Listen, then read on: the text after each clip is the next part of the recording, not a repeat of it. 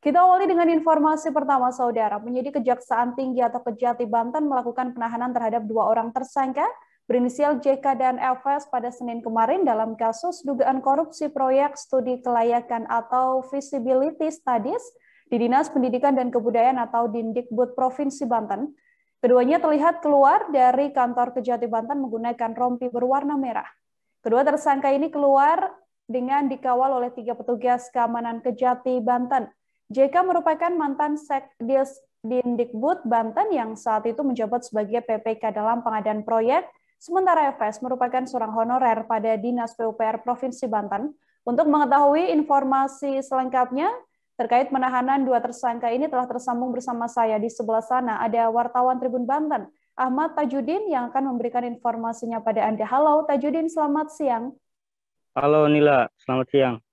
Tajudin, silakan dengan laporan Anda bagaimana informasi soal penahanan 2 tersangka ini. Baik Nila, penyidik Kejaksaan Tinggi Banten melakukan penahanan terhadap 2 tersangka berinisial JW dan AS pada Senin tanggal 27 September 2021 sore kemarin.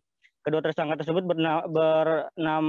berinisial JW yang diketahui merupakan mantan Sekdis Dindikbud Provinsi Banten, sementara AS sendiri merupakan tenaga honorer para dinas PUPR Provinsi Banten. Keduanya ditetapkan sebagai tersangka dalam kasus dugaan korupsi proyek studi kelayakan atau feasibility study di Dinas Pendidikan dan Kebudayaan Provinsi Banten tahun anggaran 2018 lalu, Nila. Oke, Tajudin, untuk peran kedua tersangka ini apa? Kemudian sudahkah terungkap apa motif dari kedua tersangka ini? Baik, untuk peran dan motifnya sendiri, JW yang merupakan Sekdis Dindikbud Provinsi Banten saat itu menjabat sebagai PPK dalam proyek tersebut, di mana modusnya pertama yang dengan cara memecahkan paket pekerjaan untuk menghindari pelelangan. Kedua dengan cara meminjam beberapa perusahaan, yakni sekitar ada 8 perusahaan konsultan. Kemudian perusahaan tersebut sebagai pihak seolah-olah melakukan pelaksanaan pekerjaan dengan cara membayar sewa sebesar 5 juta kepada pemilik perusahaan. Pekerjaan studi kelayakan yang dimaksud ternyata tidak pernah benar-benar dikerjakan oleh perusahaan yang ditunjuk oleh tersangka tersebut, akan tetapi langsung dikerjakan sendiri oleh tersangka AS yang selaku honorer di PUPR.